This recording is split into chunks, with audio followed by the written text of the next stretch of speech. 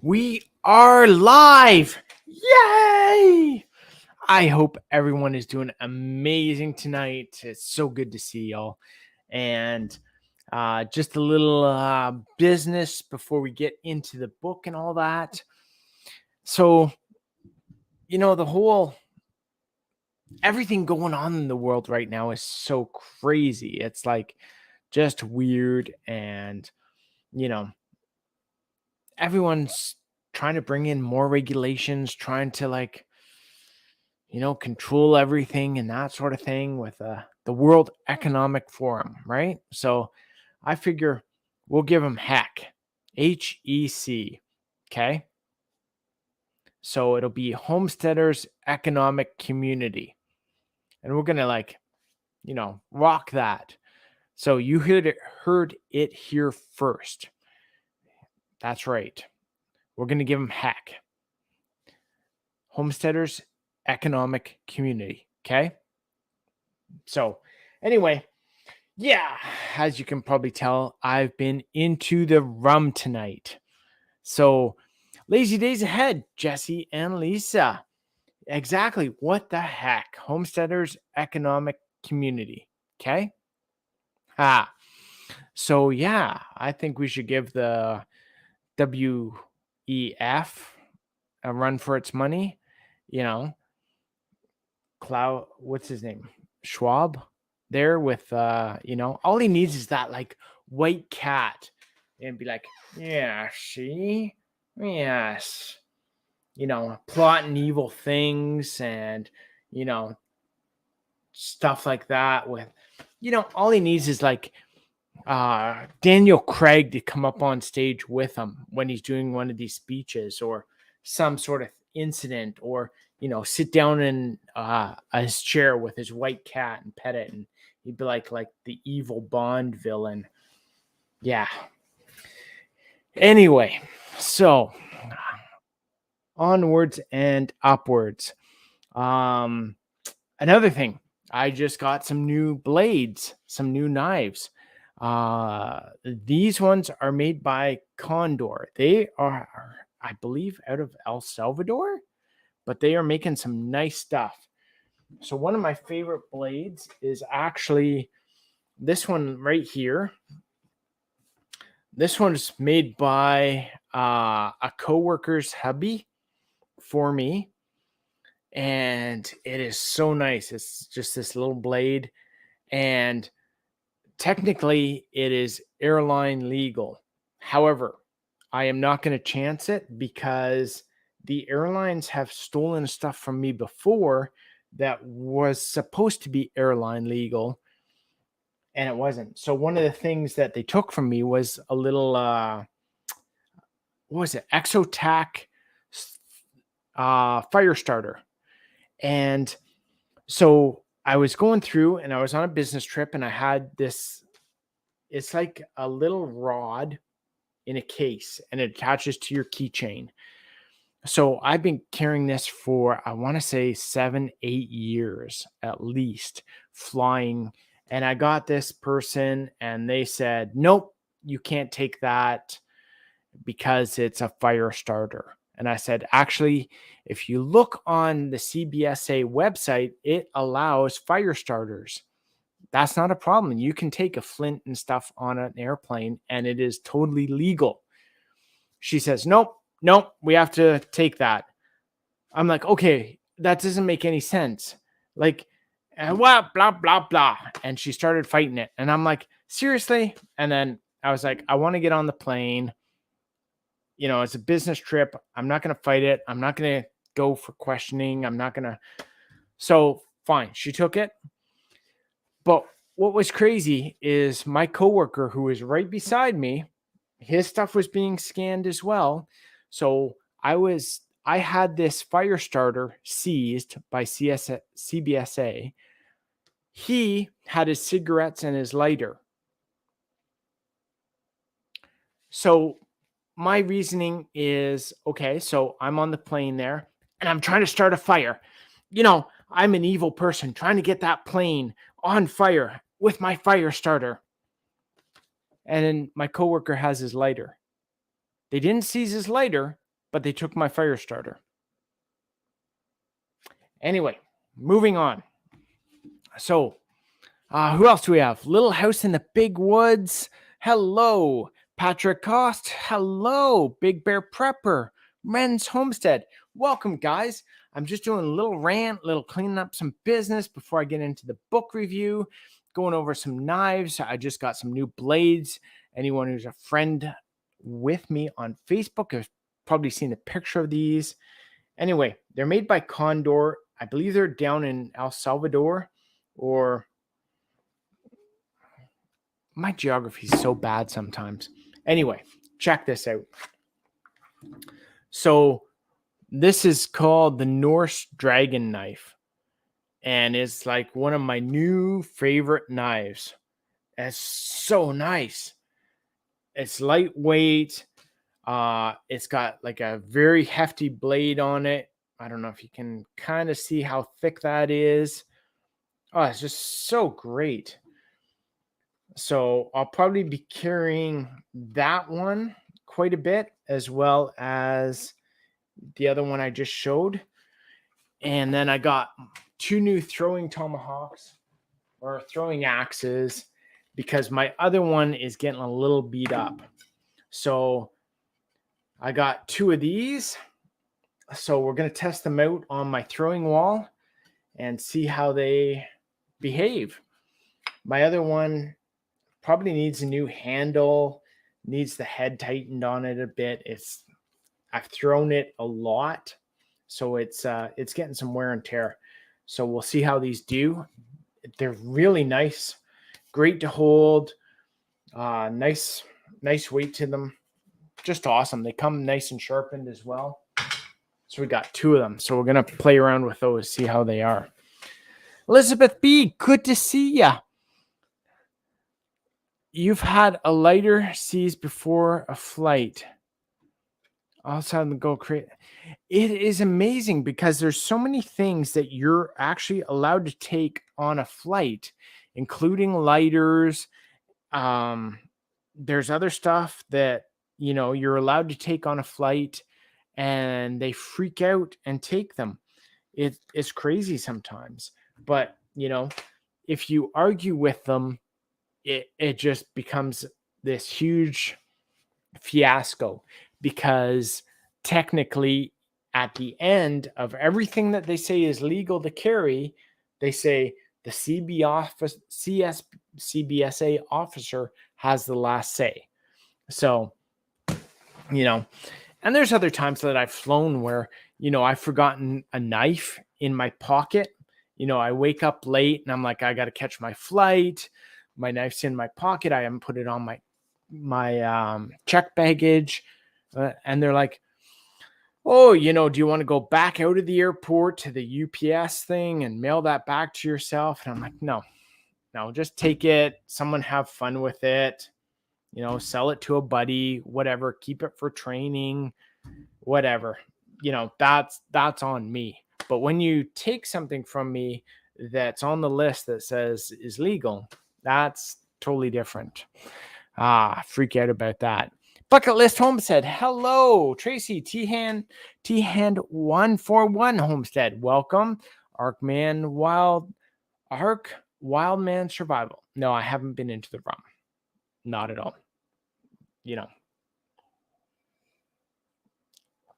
Just another day on the homestead. But what you're all really here for is the book review, right? Not just my pretty face. Not to hear me complaining about stuff or being cranky, that sort of thing. So how about we get into the book review?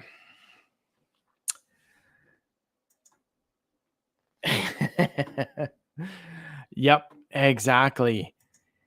MDP, good to see you. Welcome. Glad you could join us. So I've had a lot of questions on the books here and up here on a few different lives. And most of the books here are either reference books. So they're ones that are Backyard Medicine, The Joy of Home Distilling. Highly recommend that one. What else we got? Plants of Canada, edible and medicinal plants of Canada, soap making, different ones like that, as well as other ones, inspirational books. I've got Poems That Make Grown Men Cry, The Adventures of Tom Sawyer, The Art of War, Outside the Wire, Mentored by a Millionaire, Richard Branson, Felix Dennis, just an assortment of good books. Dave Knight, good to see ya. Exactly. Story time. So one of the books that I actually really love is this one right here. And it was in the thumbnail. And it's Old Time Gates and Fences and How to Build Them. Edited by George A. Martin. So if you want to cut out early or you got things to do or you're catching this on the replay and you're wondering about this book and you don't want to skip fast forward all the way through, get this book. I highly recommend it. Everyone that has a homestead or a farm or is thinking about it needs this book. It is worth it. Hollaby Homestead, good to see ya. Lazy Days ahead, Thor time. That's awesome. So yes, this book is worth it. It says it was $8.95 US dollars. I actually went on Amazon tonight and checked it out, and you can get it on Amazon for $12 Canadian, and it is worth it. I've already built 2 gates with it, a sty with it, sty with it. You know, the kind of ladder that goes up over the fence so you can climb up and walk down. It's like a ladder over the fence, you know. I always do that in videos, right? You know, like what was the last one? It was like the backhoe. I forgot what a backhoe was. So I was like, you know, the digger thing. But I hope everyone kind of gets what I'm saying with that. So anyway, we'll get into the book. Oh, nice. And I remember seeing the picture of that, and it was such a cool garden gate. I love that. That was so neat to see. So this book was, I want to say it was written in 1887. I can never tell when books are written. Maybe I need to go to university or go to college or something and, you know, then understand these things a little better. Anyway, it was published by O.C. Judd and Company, New York in 1887 under the title Fences, Gates, and Bridges, a practical manual. And then reproduced in 1900s. But again, I guess produced, I don't know. This is definitely newer than the 1800s or 1900. So this one, the table of contents is amazing compared to other books I've seen. Like, look at this. It basically spells out everything you will find in each chapter. So it goes through rail and other primitive fences, stone and sod fences, board fences, picket fences, barbed wire fences, fences of barbed wire and boards, hedge fences. And then under each of those, so rail and other primitive fences, Virginia rail fence, laying a rail fence, staking and wiring, a fence of stakes and riders, a pole fence, fences for soil, liable to heave, and primitive fences. Like, this is kind of, I want to say, like an in-depth manual of how they used to do things in the olden days. Basically, old school building. And when you flip through, I'll just try and see if I can do this. But you can see from there kind of the pictures, trying to explain everything, different, like it is, I want to say it's a pretty in-depth manual on how to build gates, fences, how to build wickets and styles, fence law, country bridges and culverts, making and setting posts, fences for streams and gullies, portable fences and hurdles. And then it also gets into such a wide variety of fences as well. So, all of us are in different areas. We have tons of pine up here. There's other people who have tons of stone. There's people who have a wide variation in heights. So lots of hills and gullies. People who have to put fences through areas where they can't drill. People who have fences in swamps. This covers all of that. This talks about how to do a fence that goes down into a gully and through a stream. Actually, I just opened it right there. Fences for streams and gullies. So it's amazing because it goes through and gives you multiple different techniques for not only building those gates for these areas, but building the fencing in multiple different styles. So one is like, okay,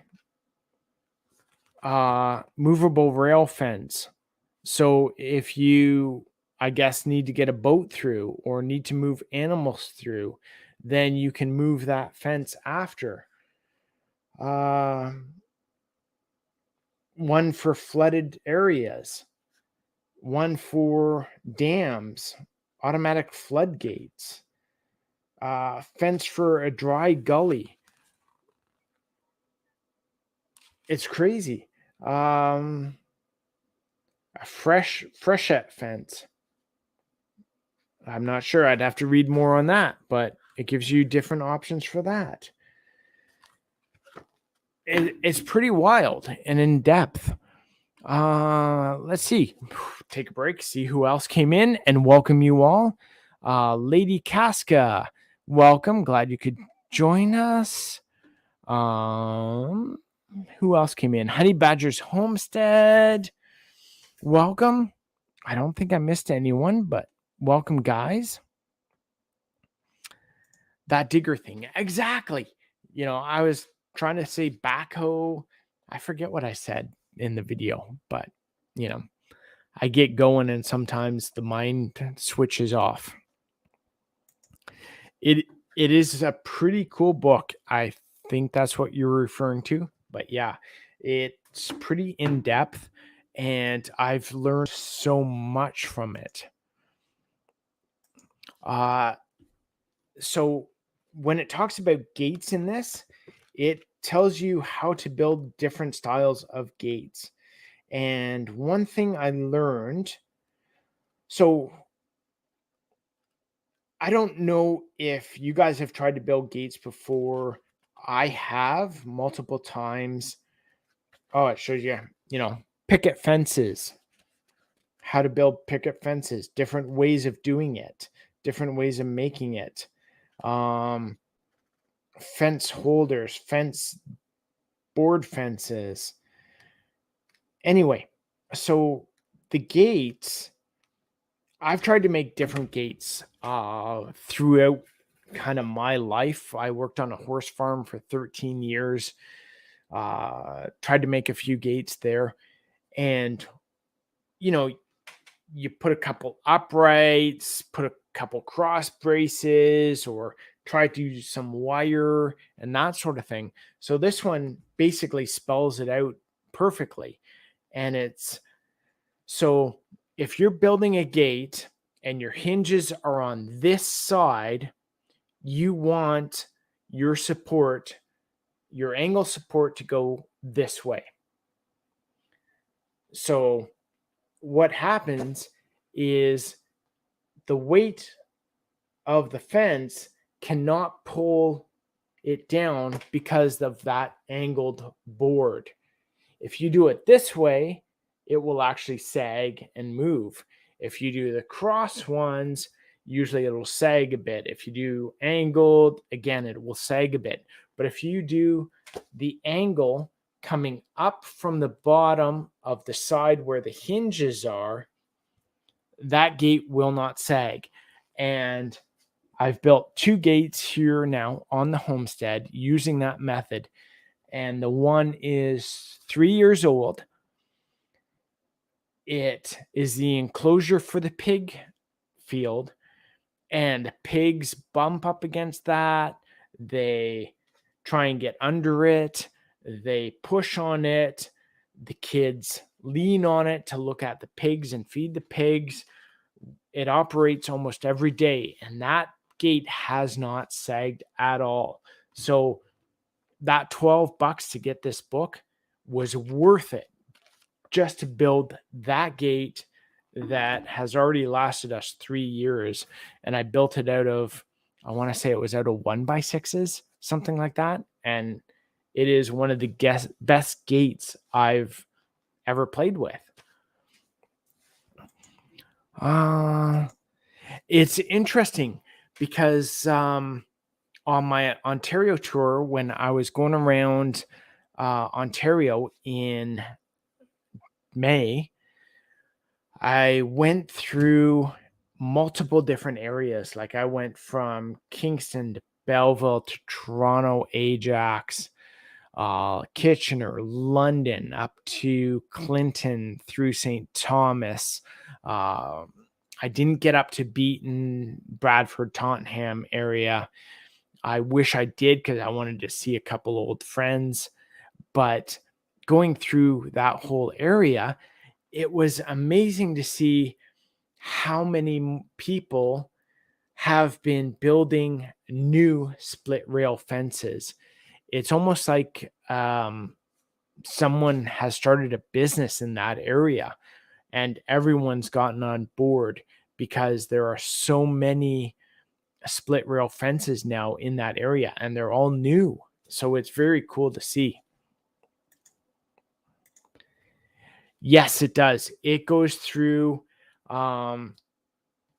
basically if you can dig a hole, if you can't dig a hole, if your hole is, this is sounding really bad, if your hole is wet, if your hole is dry, if so it goes through all of that different aspects and different ways to approach dealing with that. So like building on top of the land and not having to dig a hole. If your fence starts sinking, ways to prop it up and keep it from sinking. Prepper Chicken, Texas, good to see you. Welcome. Joe, hey there, welcome. Oh, wow. I think I skipped ahead a bit, unfortunately. Dave, is it your birthday? I just saw Patrick wish you a happy birthday. If it is, happy birthday. If it was before this, happy belated birthday.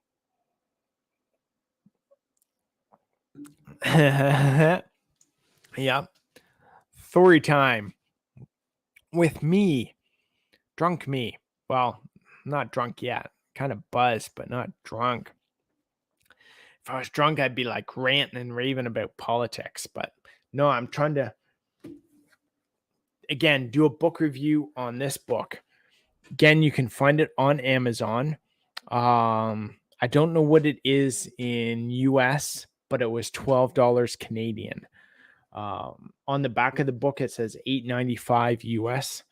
I don't know if that's what it still is or not, but, and you can see I've still got pages marked off that, let me see what those are. I think one is for, so one is marked off for one of the, I want to say it's like a gate that opens upwards. So it shows you how to build a gate that will open upwards. Doing things backwards, it's like trying to do things in the mirror. So the gate has a, the gate has a weight here, and then you can kind of push it and it goes up and opens. And so that's all with basic materials that they show you how to do this. Some wood, some hinges, some bolts, that sort of thing. So this was the one where we put the style on our pig pen. So we're able to walk up. Seriously.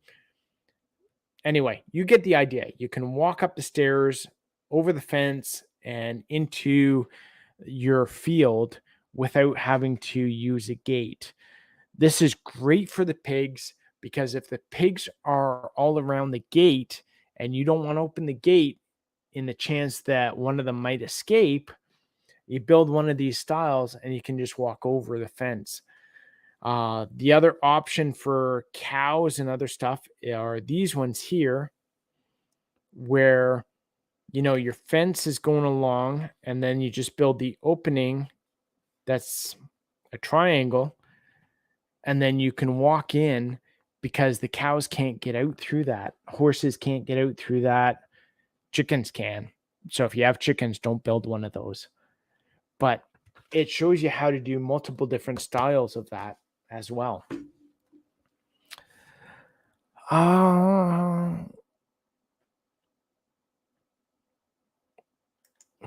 What?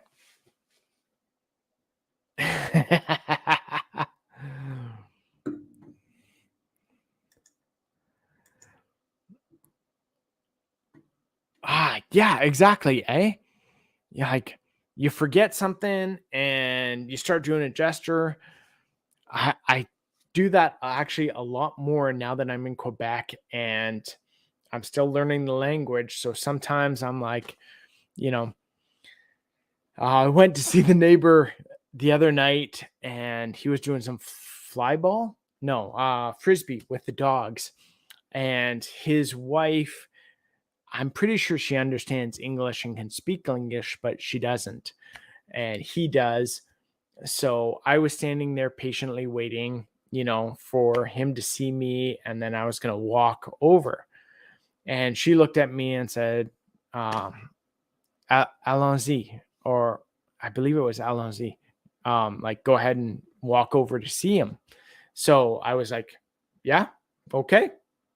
Doing the whole thing. It's like, suddenly I've become more gesturing in that.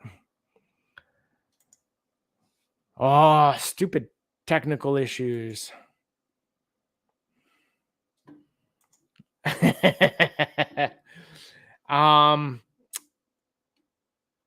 If you're building fences, yes. Good to hear. Good to see you. Glad you could join us. Thanks for coming. Sherry Leach, good to see you. Glad you could join us as well. M. Pedmar, glad you could join us. Thank you very much. I appreciate that. Let's see. All right. So Dave, you're not 65. Okay, it's your friend. I was going to say you don't look 65 at all. So that's a good thing. So anyway, back to the book. So, like I said, the table of am I saying a and and a lot? If that gets annoying, just like slap me or something. But great table of contents. Again, you can find whatever you're looking for. Oh, skipped one too many pages there. You can find whatever you're looking for. Easy.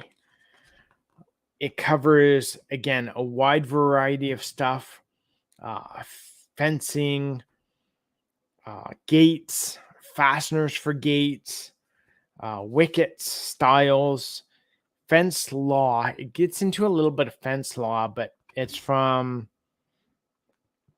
again, 1900.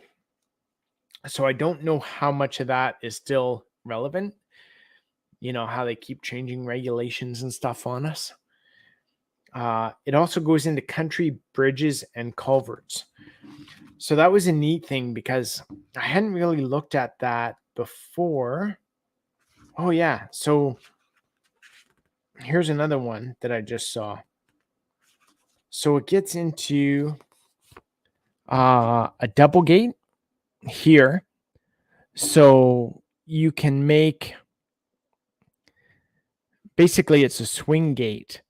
So it opens on both sides. So it shows you how to build that.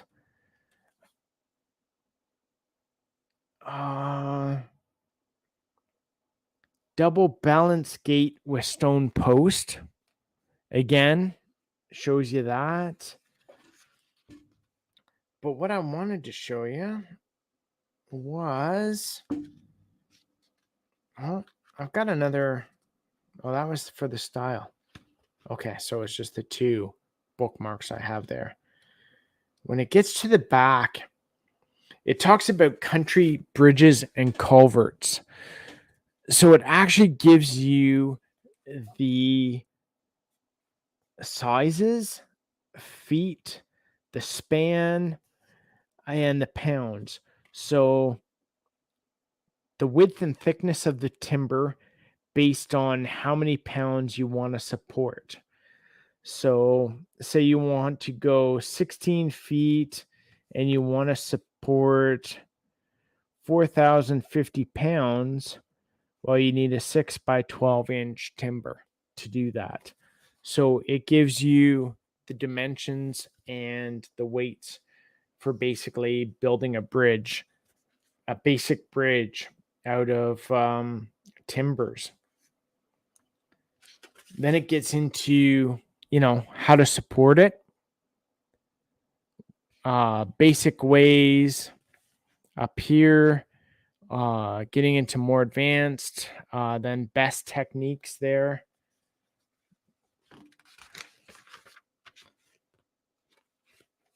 Stuff where you can, you know, extra supports, frames in the water. Like it really gets advanced stuff that, you know, if you are starting a homestead and again, you need to build a culvert out of stone or wood, you can do that. If you need to build fencing, if you need to build gates, if you need to do anything on your homestead and you don't have, say, you don't want to get in an engineer and contracting equipment and, you know, pay someone to bring in a prefabricated bridge over some water, this book will actually allow you to do it with just making some timbers on your property or using some timbers that you picked up at the mill or something like that. Tina Ladybug, welcome. Glad you could join us. I think that's it. Yeah. I just got notice of a live I mod for. All right. No problem. Yeah, it is a really neat book. Again, I highly recommend it if you're just dropping in, if you've just joined us. Again, old time gates and fences and how to build them. It was like $12 Canadian on Amazon right now, and I highly recommend it. It is 187 pages of information. It's crazy.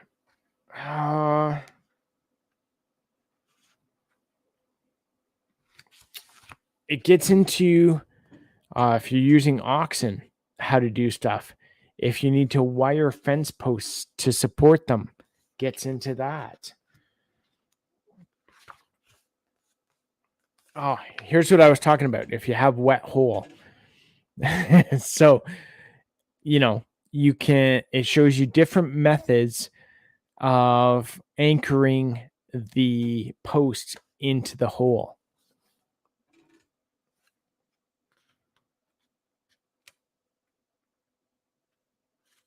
Shows you an old post driver. If you didn't have an auger or post hole digger and you're on like sand like us, well, you could use one of these. Old school post hole digger. It's pretty wild. So then it gets into, again, portable fences. So if you have, like us, cows where you want to move the cows around to different sections of the field so you can let different parts grow up, you can always build portable fences. If you don't want to order like the portable electric fence, you can build yourself some portable fences and just move the cows around using that. Gets into hedge fences, how to build them using basically willows and hedges.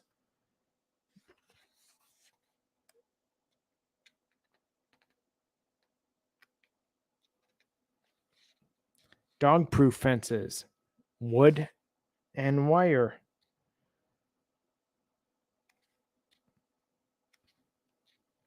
To me, here's another one. How to anchor fence posts in uneven ground. So we've all probably, anyone who's built a fence has dealt with that, right? Where it goes into a gully or something like that. It shows you how to build that without any trouble. Talks about frost, how to deal with frost building those fences. Gets into different tools, different hardware to use for different situations, wire stretchers, how to attach the wire. To me, this is kind of like one of those books that every homesteader needs. So if you want to fence in 1 acre, 60 rods, the weight of the wire, tons of information and charts. Barbed wire fence. Okay, so then it gets into how many tons of barbed wire fence at what year it was produced will stretch how long. It's crazy. I love it. Picket fence shows you how to do that with willows and rods and cutting them. It's just wild. Honey Pat, no, we haven't. We haven't gone to the mail for, I want to say it's been a couple weeks. I think we haven't gone to the mail. I'll make sure we go tomorrow and check and then confirm and let you know.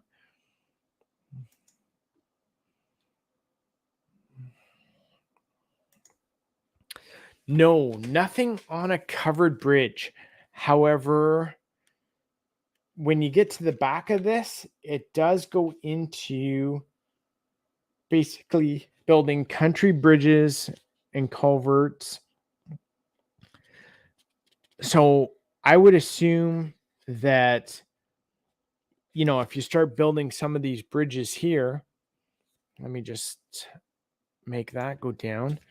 So if you start building some of these bridges here, like it shows, different sections, then it would be no problem to cover it as well, right? Once you have the base platform, then covering it shouldn't be too much of a problem. And again, it gives you the weights of the timber for the spans you want to do. Basic bridges up to, advanced bridges. So I would assume you just kind of use some of those and then build the covered bridge from there. Jean-Marc, good to see you. Glad you could join us.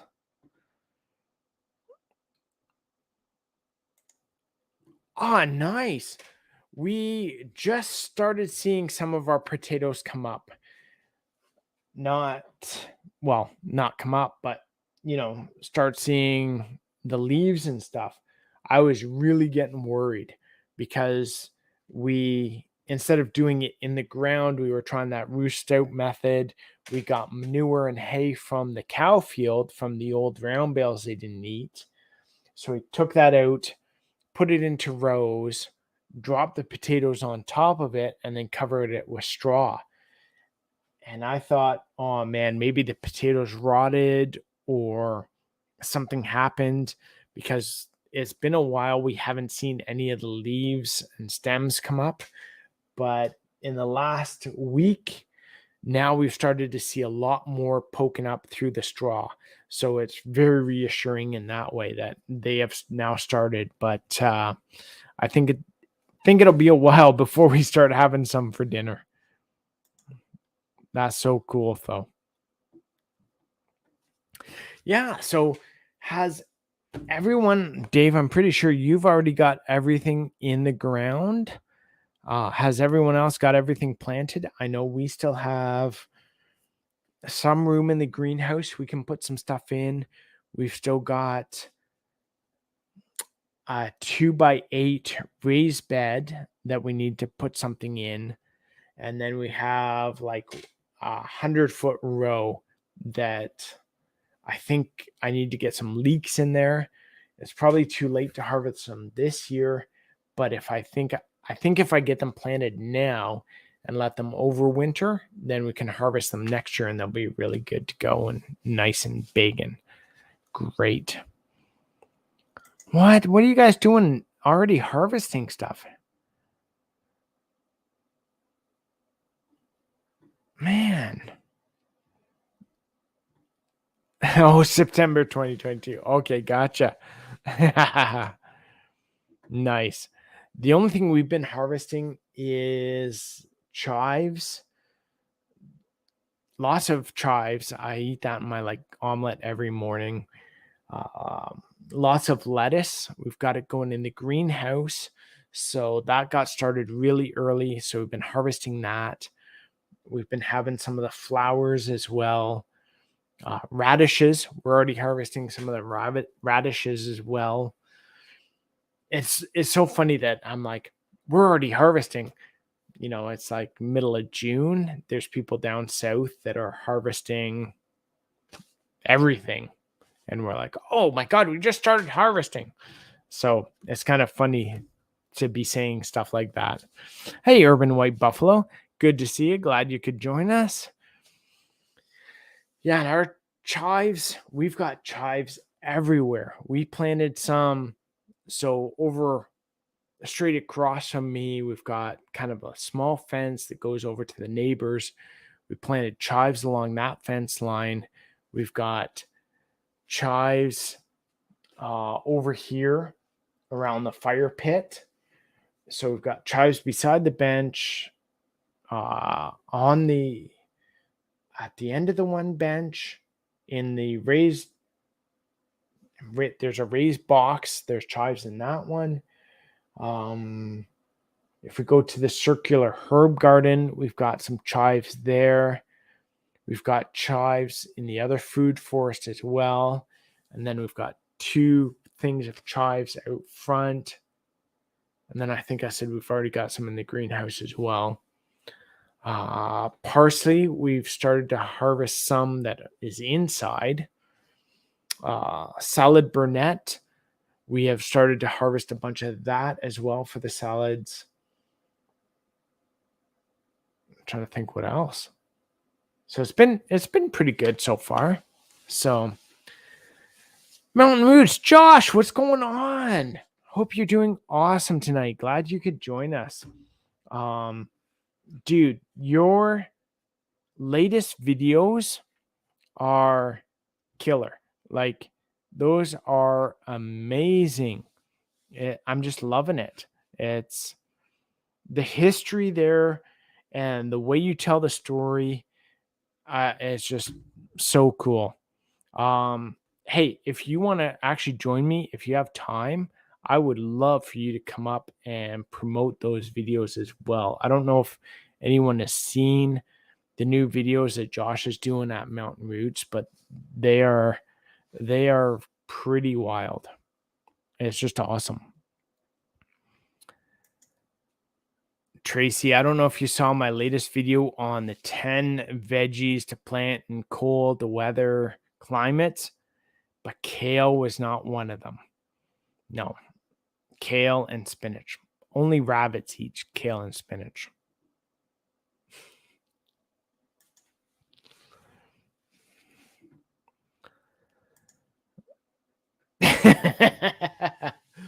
We have we're liking it because we can actually, cut the stuff off the radishes, like the leaves. If the lettuce gets away from us, then we can feed it to the rabbits as well. So there's lots of stuff growing where we can start supplementing the rabbits' regular food with the food we're growing.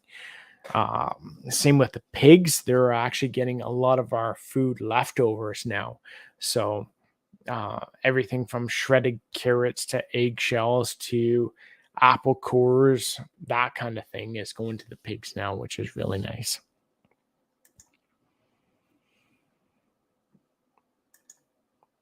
Yeah, we can't wait to get our goats.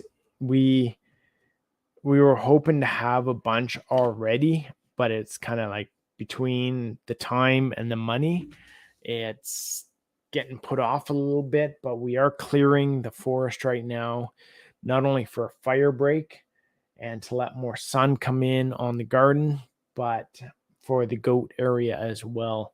So I can't wait till we get the goats, and then we'll be doing the cheese and milk and cream. I'm so looking forward to that.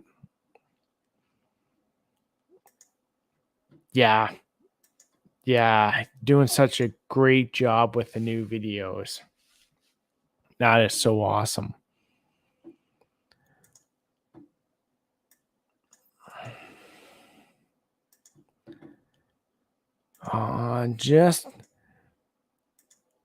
Hey, Josh, I'm throwing the link down here. I don't know if you're in your studio or where you are, but if you want to pop up for a couple minutes and chat about your new videos, that would be awesome. I'm sure everyone will love that.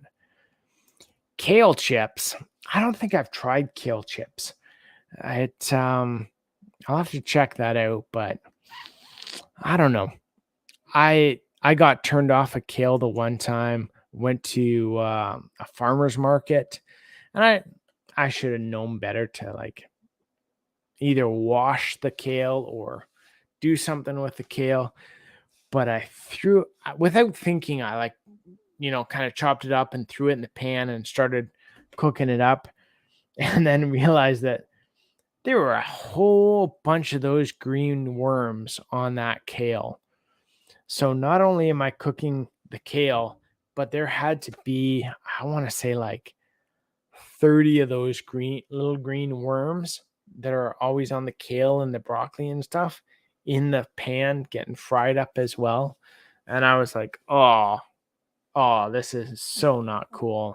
I'm like, not cool at all. It was brutal.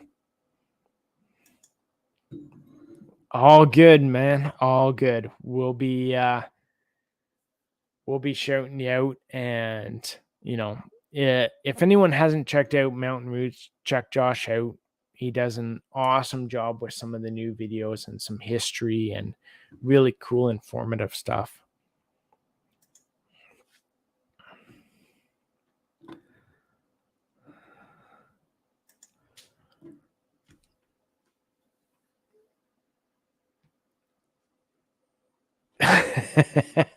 Nature is pretty crazy what it does. It sometimes I get a little cranky with people when they're like, oh, that hurts an animal, or that's wrong, or you shouldn't do that, or have you seen what animals do to each other?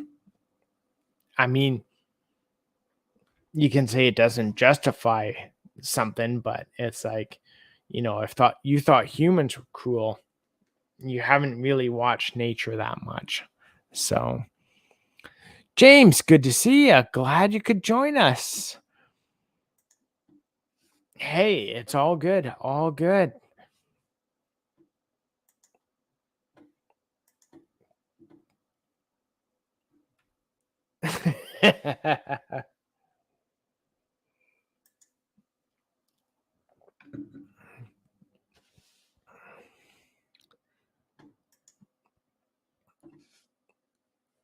Oh, okay.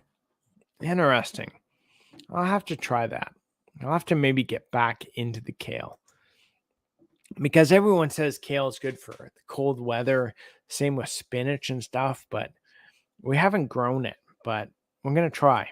I think we'll try. I started actually growing some millet. So I saved a bunch of millet seeds from. So first, was it last year? It must have been last year. The birds were eating on the bird feeder, right? And apparently there's millet in the bird feeder. So the millet fell out, or the birds ate it and they pooped it out, or however it works. We started getting millet, and I pulled it out thinking it was weeds. And oh, excuse me, guys. And then Chris and Steph at Hickory Croft were talking about the millet. And I'm like, whoa, wait a sec. That's what we have growing there. So then I started letting some grow, and I collected the seeds, and I started planting the seeds this year at the end of the one garden area. So I'm like, okay, so if I've got these seeds, I'll plant them, and then I'll have a bunch more millet grow up. And this year I'll have a ton more millet seed. And next year I'll do the same thing until I get a bunch. And then, maybe get a field or whatever of millet. And then I can actually start making some stuff with it. I'll have enough to continue the cycle. I planted it, and we fenced off a bunch of areas, the potatoes, the one raised bed, the area where the blueberries and strawberries and blackberries are. So we figured the chickens would stay out of that. Well, the chickens went around the fence and into the forest and came back out. So I went out the other day, and the area where the millet was, I see all these chicken prints, and they've scratched it all up and must have ate a whole bunch of the millet seed. So I'm just hoping I get at least some millet coming up this year. It was pretty crazy.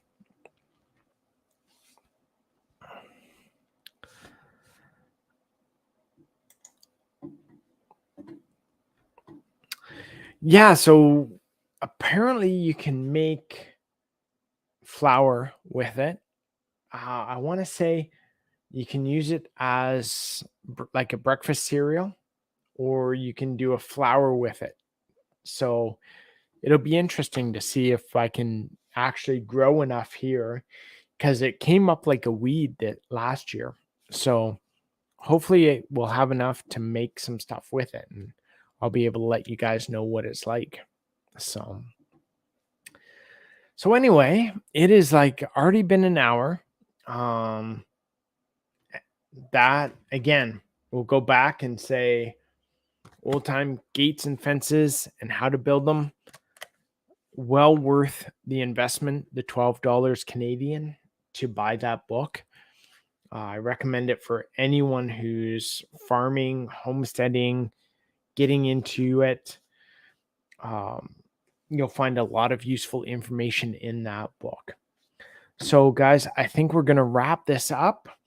And if you have any other questions, let me know. Well, I'll stick around here for a couple minutes to see if there are any questions. I'll answer those, but if not, I'm going to wrap it up. So, yeah.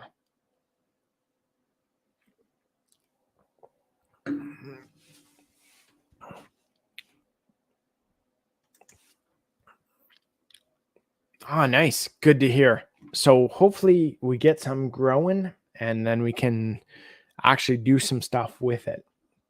It was crazy because when I was on my Ontario tour for work, I was up at my parents' cottage right after the Eastern Ontario Homestead Conference. And we stayed at my parents' cottage, and right next door is my aunt and uncle's cottage. And they've got tons of old stuff that, like antiques and relics and stuff like that. But unfortunately, they've gotten rid of a lot of it. They sold it to, I guess, an antique store. So they actually had a cheese making thing, like a cheese, I want to say cheese churn. Was it cheese? No, butter churn. So they had a butter churn, but they sold it. They had some other stuff that I wish I had gotten my hands on before they sold it. But they had a stone, I want to say grinding stone. So it was like, looks like one for doing flour and stuff, but it was only the one stone. So I've got it set aside up there.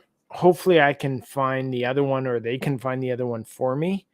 And then I'll actually have a couple stones that I can make kind of a little mill out of and start milling some flour with the old stones. That would be so freaking cool. For the book, no. But if you go to Amazon and type in old time gates and fences and how to build them, it'll pop right up.